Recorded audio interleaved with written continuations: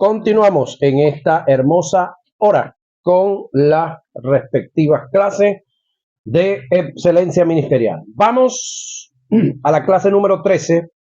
Dios no quiere, oiga, uniformidad. Decíamos, es tanto así que en el caso de las familias numerosas, en mi caso pues somos 14 hermanitos, 5 hembras y 9 varones, y creo que solamente 2 nos parecemos un poco en cuanto al pelo y un poquito a la cara, pero diferentes, ambos diferentes, de paso congregándonos en iglesias diferentes, pertenecientes al mismo Dios, y así sucesivamente.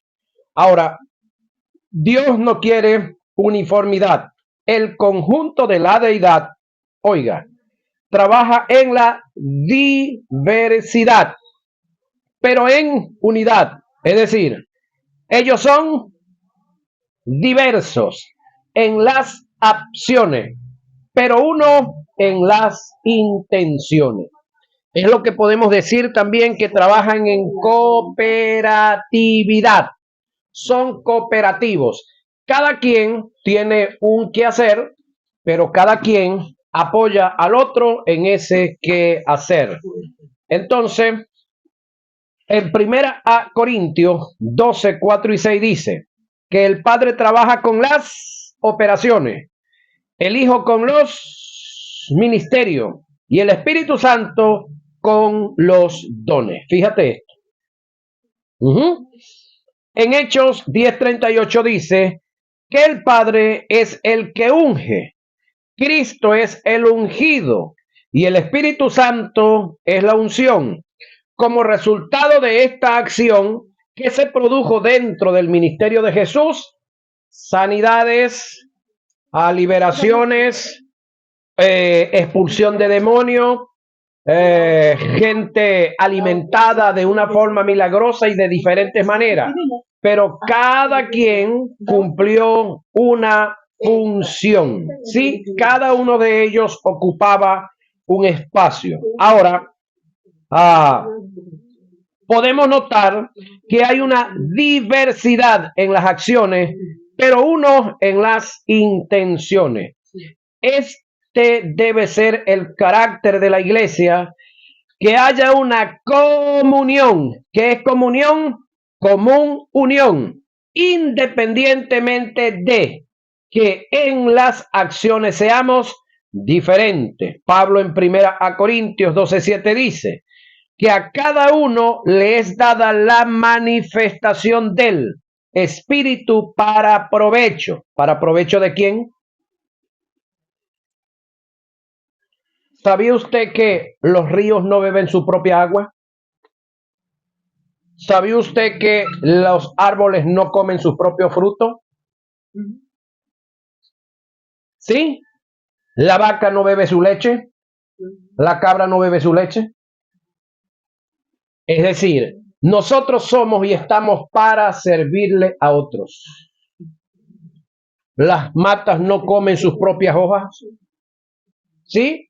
Entonces, todos nosotros tenemos una existencia para apoyar a otros. Pregunto, mujeres que están aquí, ¿ustedes se autoembarazaron? Ajá. Pregunto, hombres que están aquí. Pregunto, hombres que están aquí, ¿ustedes fueron los que parieron? Bueno, fueron los que parieron primero, pero de eso otro lo demás lo sabe. Ahora, nosotros, alguien dijo, ¿cuándo una persona está preparada para casarse? ¿Cuándo? Cuando esté dispuesto a dejar de dormir para que otro duerma. Cuando esté dispuesto a dejar de vestirse para que otro se vista. Cuando esté dispuesto a trabajar para que otro viva suyo. Eso nos gusta mucho. Bueno, ese es el deber ser. Ahora, observe que Pablo expresa a cada uno por individual. En el verso 20 dice que son muchos los miembros, pero el cuerpo es uno.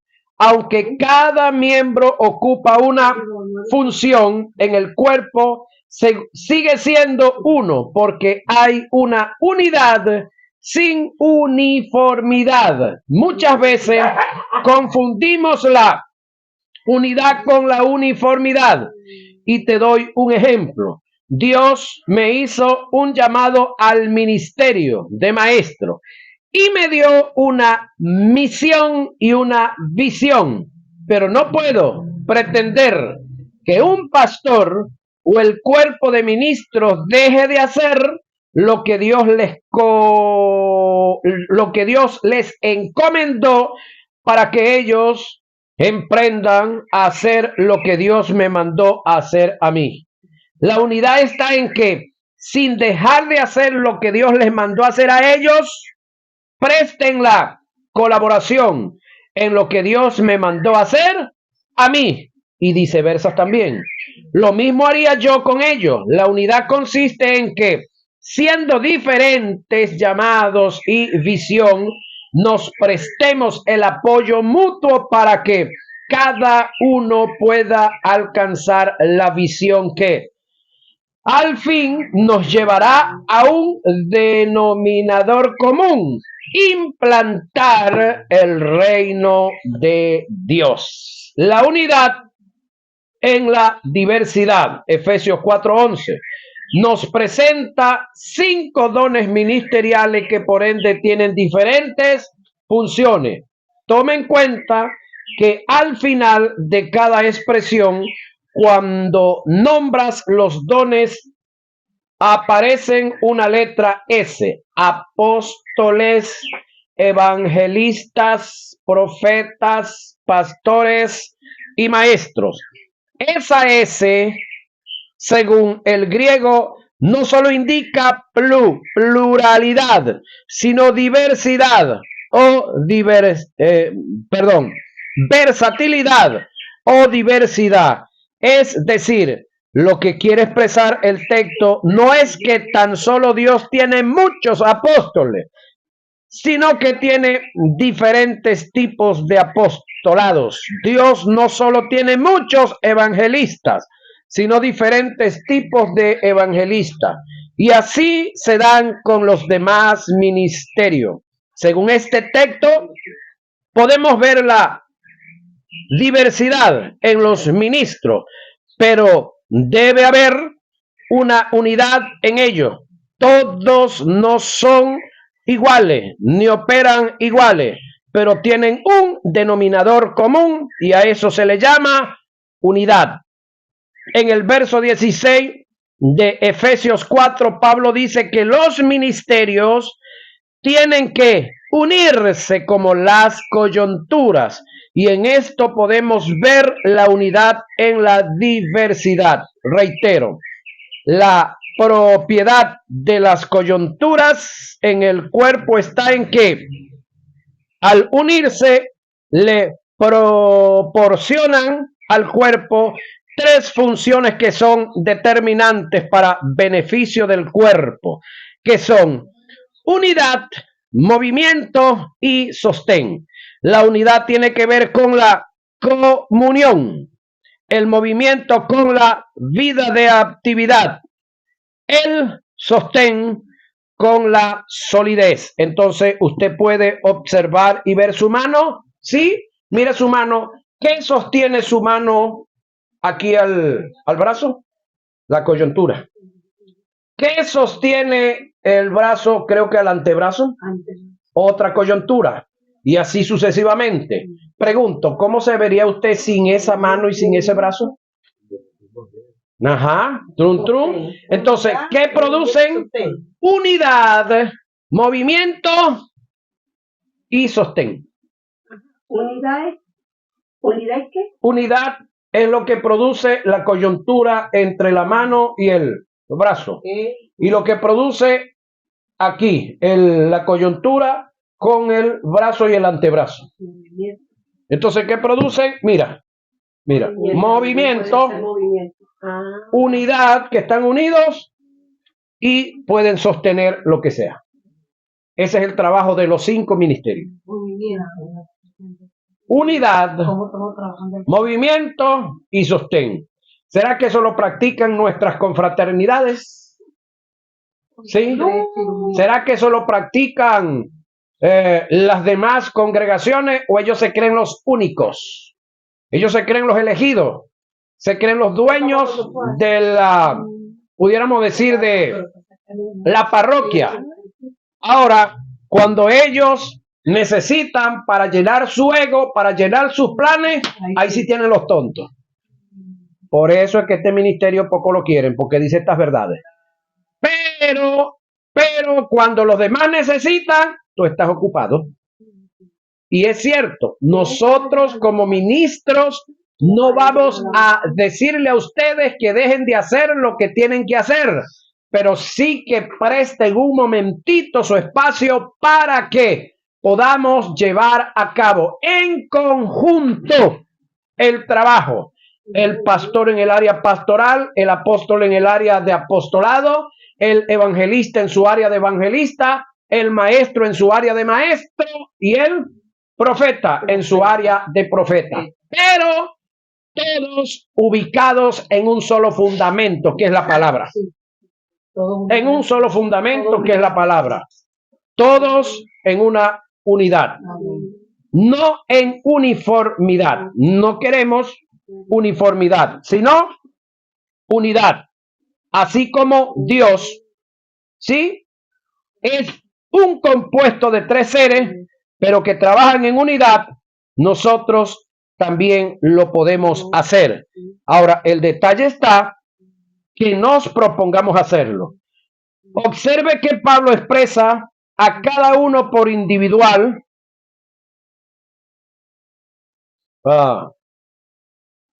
¿Sí? Dice que son muchos los miembros. Ya pasamos por aquí, creo. Dios me hizo un llamado, también por aquí pasamos.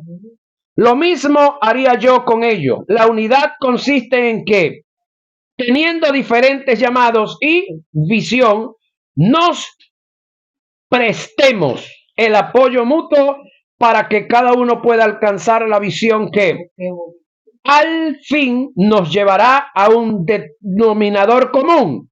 Implantar. ¿A dónde? En nosotros primeramente, porque si aquí no está implantado el reino de Dios, ¿cómo yo pretendo implantarlo allá? ¿Qué es lo que venimos hablando? Primero atender nuestro hogar, nuestra vida, luego la familia, para luego entonces la iglesia. La unidad en la diversidad. Efesios 4:11 nos presenta 5 dones ministeriales. Ya no, miento, ya por aquí pasamos. Unidad, movimiento y sostén, ya llegué a un D.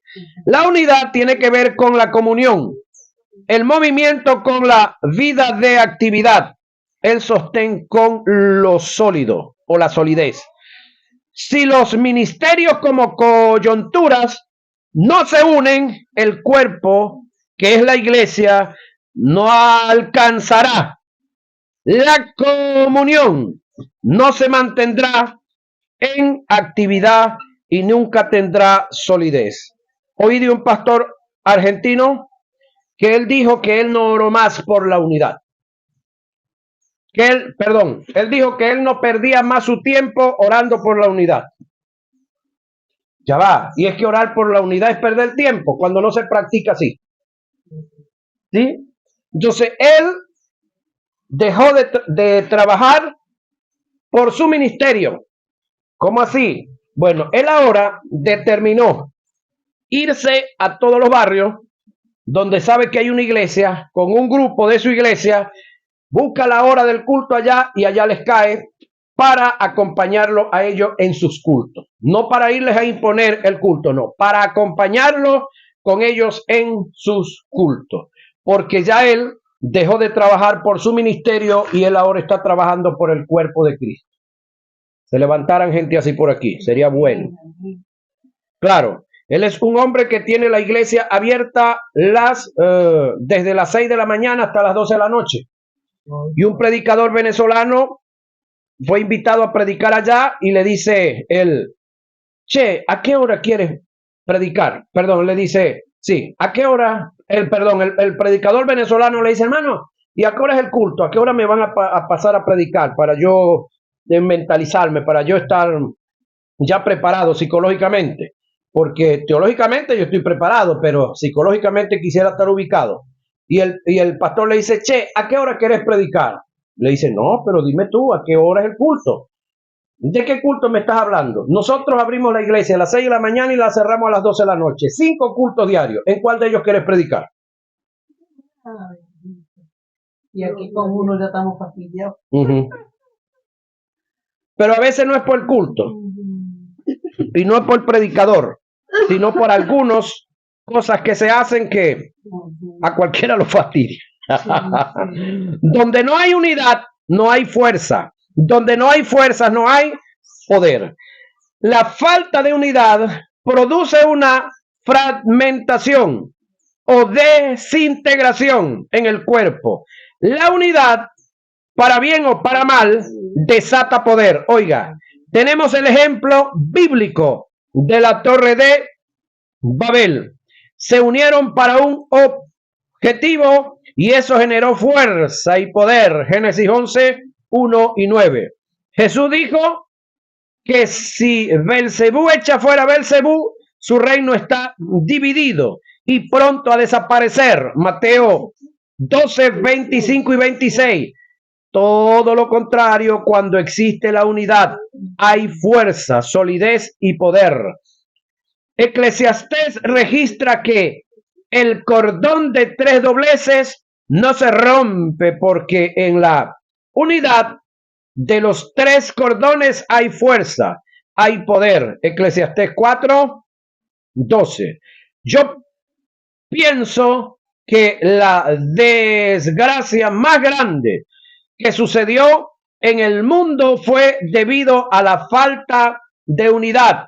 El más grave de los errores que cometió Adán fue dejar sola a Eva en el huerto del Edén, a merced del diablo. Si hubieran estado juntos en mutuo acuerdo con la palabra que Dios les dijo, o les dijo sí, a lo mejor no hubiera sucedido la desgracia más grande de la humanidad. Pero ¿qué faltaba ahí? Unidad. Entonces, por ese detalle, hubo ese desastre. Lo más triste del caso es que la iglesia seguirá en desgracia mientras no estén en unidad. Ahora, la pregunta es, ¿cree usted que la iglesia puede llegar a estar en unidad? Sí. ¿Cuándo y cómo? ¿Cuándo y cómo es la pregunta? Cuando los ministros aprendamos, 1, que no somos dueños de la iglesia. 2, que aprendamos que al mismo Dios que le sirve el que tiene 500, el que tiene 1000, le sirve el que tiene 10, el que tiene 8 y el que tiene 15. Que nosotros somos administradores, no dueños.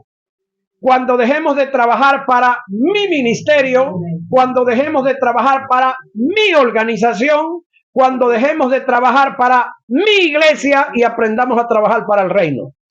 ¿Eso es fácil? No, pero es nuestra única opción.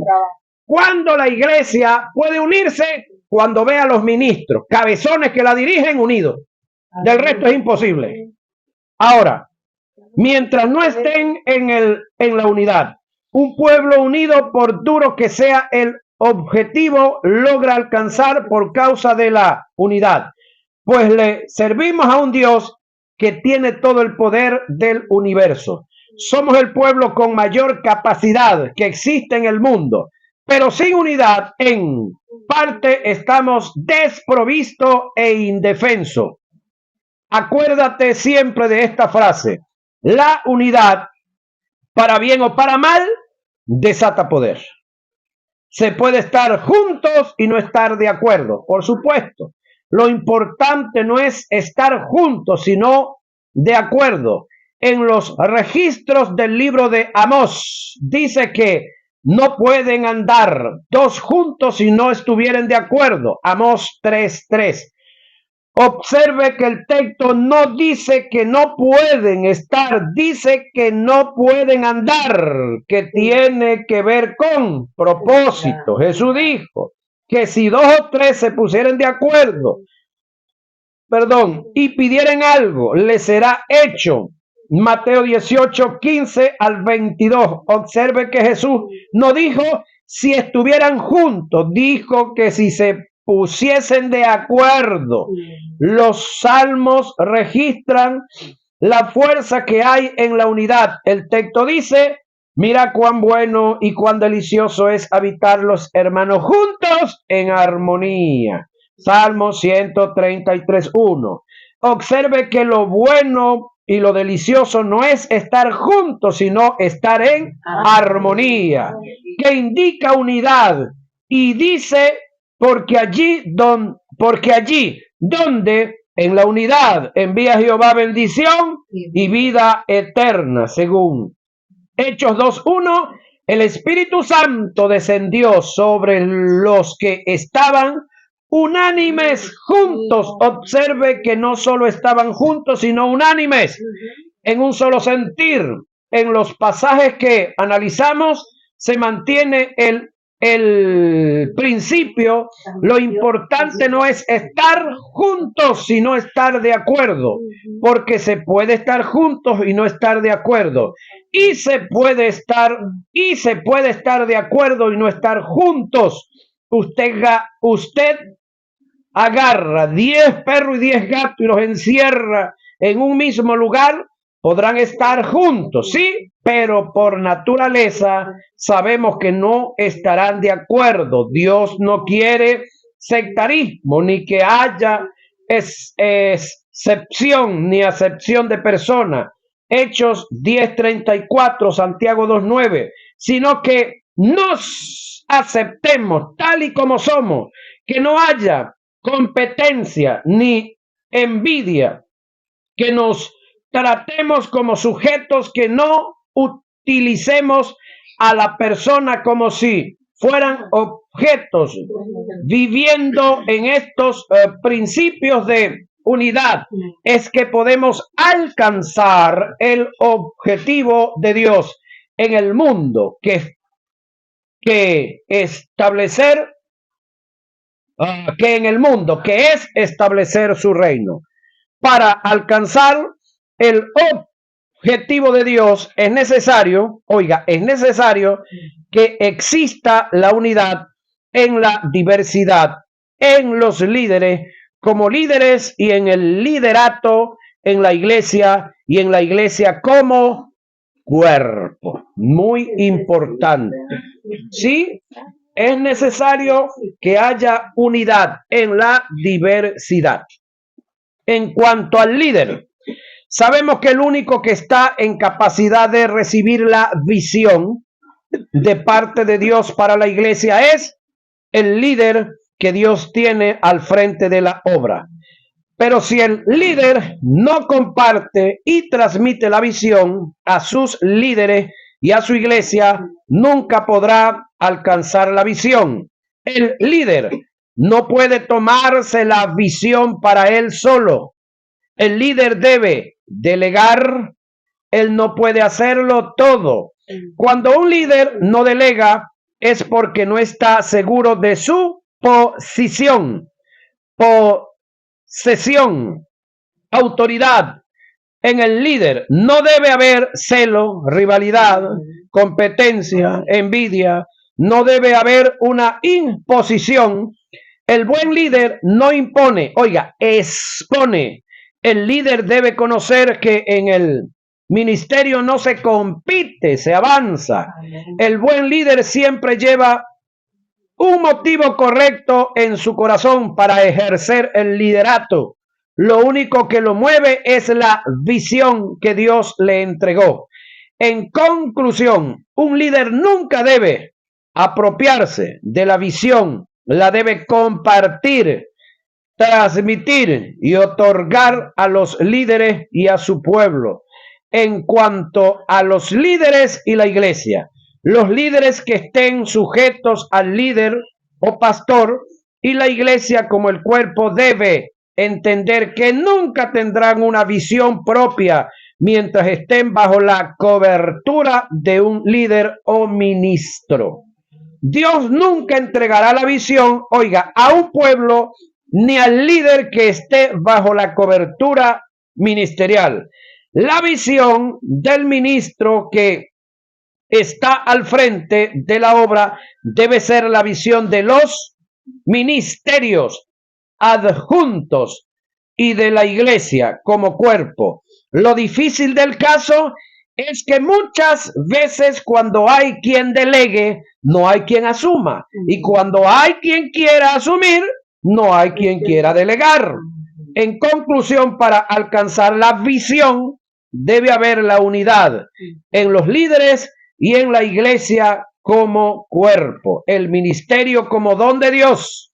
El ministerio es un don de Dios dado por Dios a los hombres para el servicio de Dios.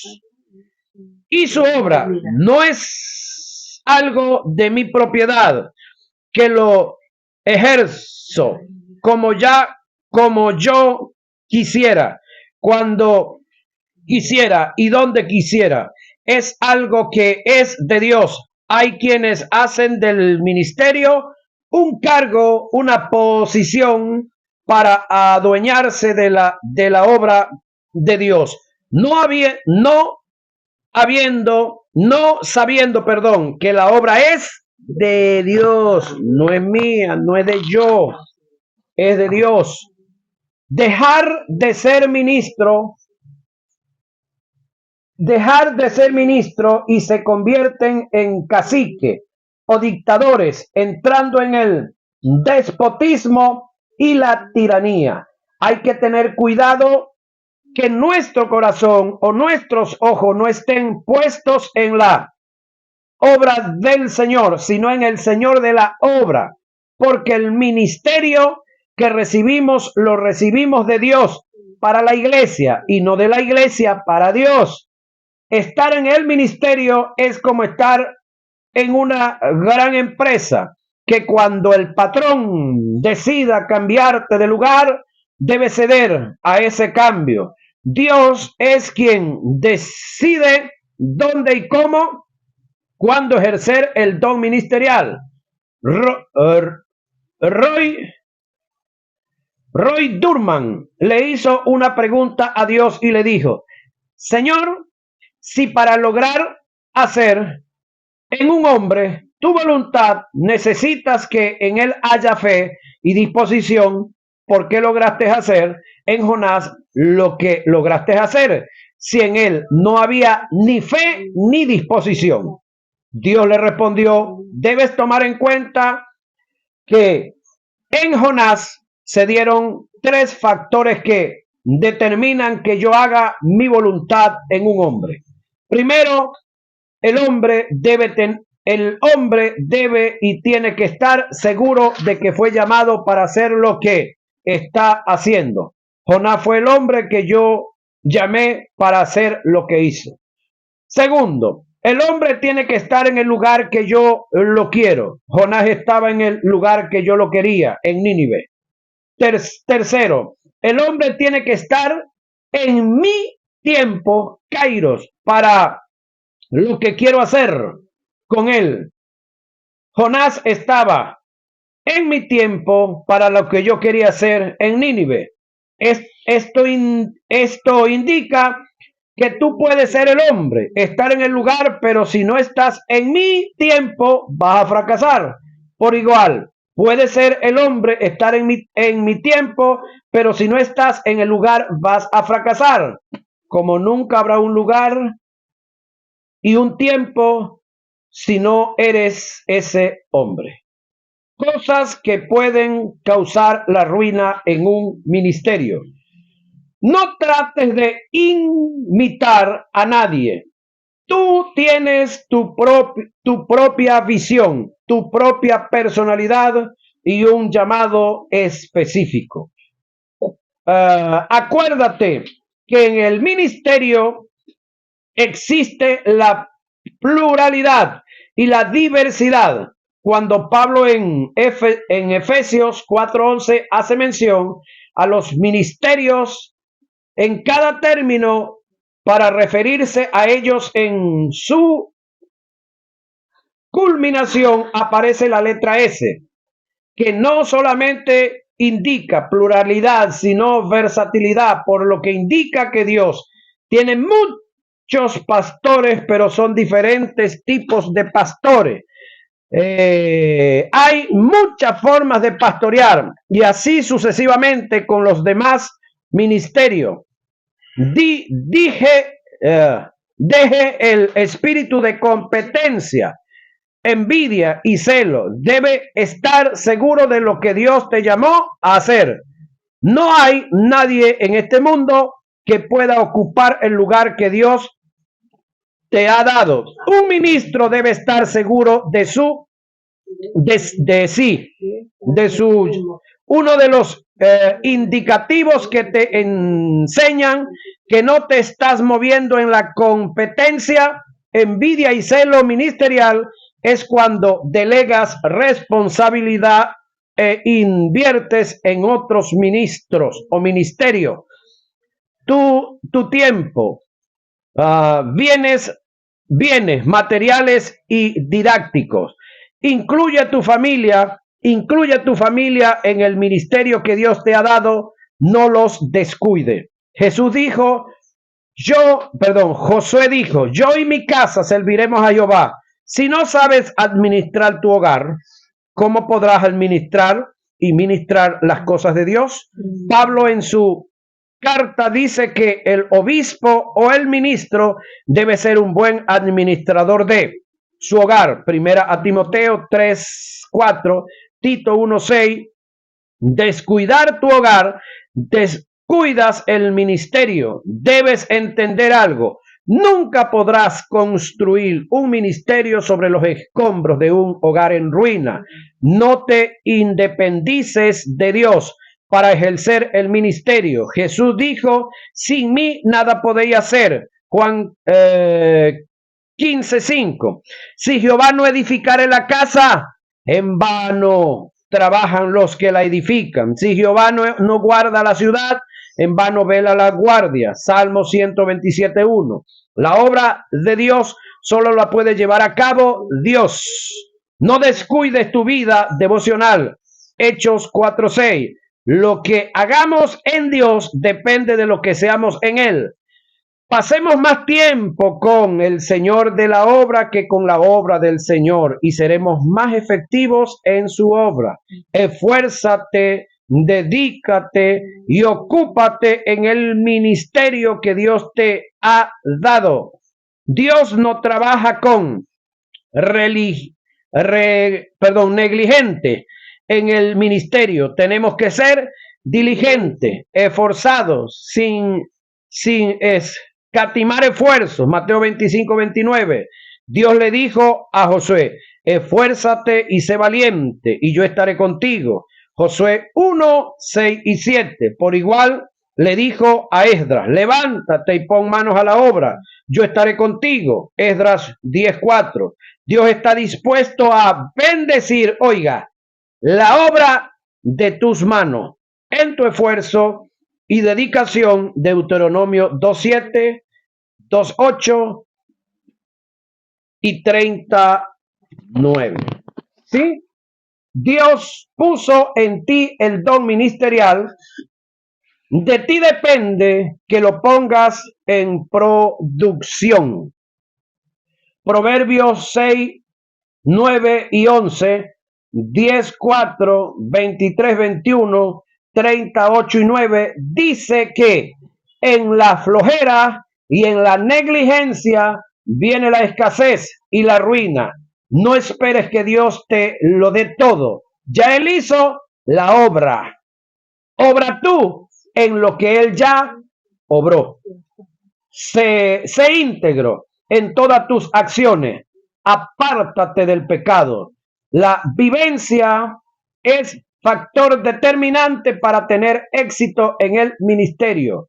La vivencia en lo que hemos aprendido, en los principios de Dios, es un factor muy determinante para conducir a otros a la perfección y a la consolidación y evitar tragedias en el ejercicio del ministerio.